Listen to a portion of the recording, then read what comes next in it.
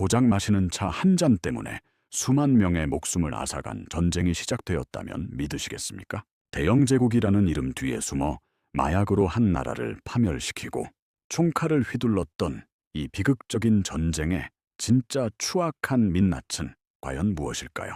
명분조차 없었던 영국의 침공이 어떻게 세계사의 흐름을 완전히 바꿔놓았는지 지금부터 알아보시죠. 구독과 좋아요 부탁드립니다. 시간을 1793년 청나라의 황궁 자금성으로 돌아가 보겠습니다.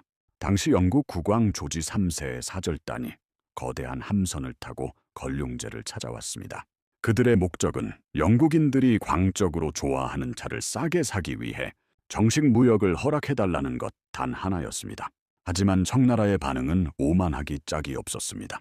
걸륭제는 우리 제국은 부족한 것이 없으니 조잡한 물건은 필요 없다고 거절합니다. 당시 청나라는 전 세계 경제의 중심이었고 폐쇄적인 광둥 무역체제를 통해 서양인들을 철저히 통제하고 있었습니다. 영국 입장에서는 은은 계속 빠져나가는데 물건은 팔 수 없는 진퇴양난에 빠진 것입니다. 영국은 차를 수입하기 위해 매년 엄청난 양의 은을 지불해야만 했습니다. 세계 경제의 중심축이었던 은이 중국이라는 거대한 블랙홀로 빨려 들어가고 있었죠. 국고가 바닥날 위기에 처하자 영국의 동인도 회사는 추악한 수익 모델을 설계합니다. 그것은 바로 인도에서 재배한 강력한 마약 아편을 청나라에 밀수하는 것이었습니다. 1820년대 영국 무역선들은 독약을 싣고 청나라 해안가로 몰려들었습니다. 처음엔 비상약으로 둔갑했지만 아편은 이내 청나라 사회를 집어삼키는 괴물이 되었습니다. 고위 관료부터 군인, 농민들까지 너나 할 것 없이 아편 파이프를 물고 쓰러졌습니다. 이제 상황은 완벽하게 역전되었습니다. 중국으로 향했던 은이 아편 값을 지불하기 위해 다시 영국 주머니로 돌아오기 시작했죠. 1830년대 청나라는 그야말로 아편에 절어있는 지옥이나 다름없었습니다. 매년 수만 상자가 밀수되어 경제는 파탄났고 군인들은 총을 들 기운조차 없었죠. 이제 사건의 중심지인 1839년 광둥의 해안가로 시선을 옮겨보죠. 청나라 도광제는 더 이상 나라가 망해가는 것을 지켜볼 수 없었습니다.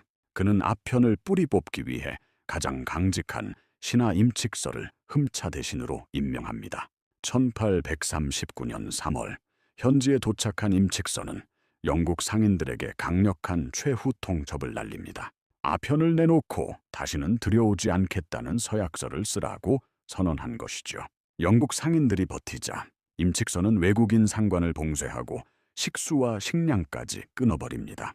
결국 찰스 엘리엇은 상인들을 설득해 2만 상자가 넘는 아편을 임칙서에게 넘겨주게 됩니다. 1839년 6월 3일 후먼 해변에서는 인류 역사상 가장 거대한 마약 폐기 작업이 시작되었습니다. 임칙서는 구덩이에 아편을 쏟아부은 뒤 소금물과 생석회를 섞어 화학 반응을 일으켰습니다. 부글부글 끓어오르며 독한 연기를 내뿜는 아편 더미를 보며 백성들은 환호했습니다. 하지만 이 소식을 전해 들은 런던의 분위기는 살기로 가득 찼습니다. 재산이 잿더미로 변한 것을 목격한 영국 상인들은 본국의 군사 개입을 요청했습니다. 1840년 4월 영국의 의회에서는 이 추악한 전쟁을 두고 뜨거운 논쟁이 벌어집니다. 젊은 의원 글래드스턴은 이보다 더 부정한 전쟁은 없으니 중단되어야 한다고 절규했습니다. 하지만 단 9표 차이로 전쟁이 승인되면서 대영제국 함대는 동양을 향해 닻을 올리게 됩니다. 차 한 잔의 적자를 마약으로 메우려던 탐욕이 공식적인 국가 폭력으로 변하는 순간이었습니다. 1840년 6월 마침내 영국 해군의 전함들이 청나라 앞바다의 모습을 드러냈습니다.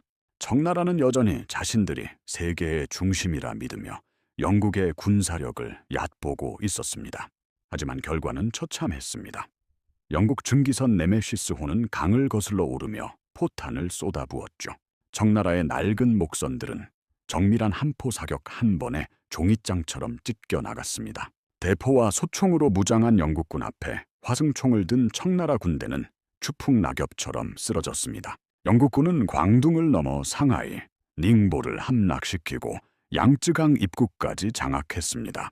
성벽에서 저항하던 병사들은 처음 보는 근대식 총검술과 연사력 앞에 무참히 패배했습니다.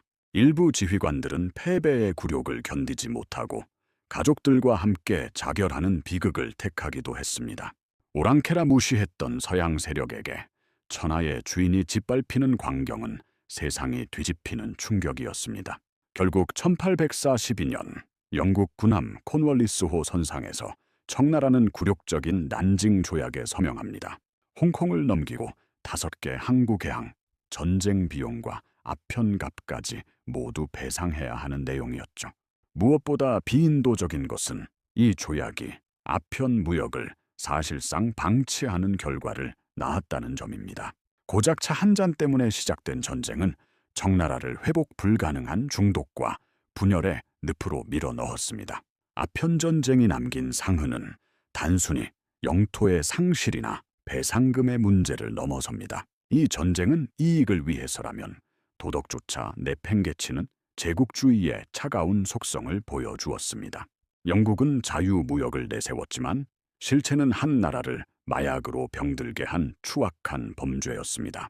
또한 청나라의 비극은 변화를 읽지 못하고 과거의 영광에만 안주하던 지도자들이 치른 대가입니다. 우리는 역사를 통해 오늘날에도 반복되는 패권 다툼과 자국 이익 우선주의의 위험성을 느껴야 합니다. 명분 없는 전쟁은 역사의 오점으로 남아 영국은 180년이 지난 지금도 비판받고 있죠. 반면 청나라의 사례는 힘없는 주권이 국제사회에서 얼마나 쉽게 유린당할 수 있는지 경고합니다. 단 9표 차이로 전쟁이 결정된 사실은 리더의 도덕적 판단이 얼마나 중요한지 보여주는 대목입니다. 결국 아편 전쟁은 향긋한 차 향기 뒤에 숨겨진 인간의 끝없는 탐욕이 만들어낸 비극이었습니다. 이 전쟁 이후 아시아는 식민지 경쟁의 장이 되었고 그 상처는 오늘날까지 깊이 박혀 있습니다. 역사는 오늘 우리가 내리는 결정이 미래에 어떤 괴물이 되어 돌아올 수 있는지 경고하는 거울입니다. 고작 차 한 잔 때문에 시작된 이 전쟁이 남긴 핏빛 교훈을 우리는 절대로 잊지 말아야 합니다. 재미있게 보셨다면 구독과 좋아요 부탁드립니다.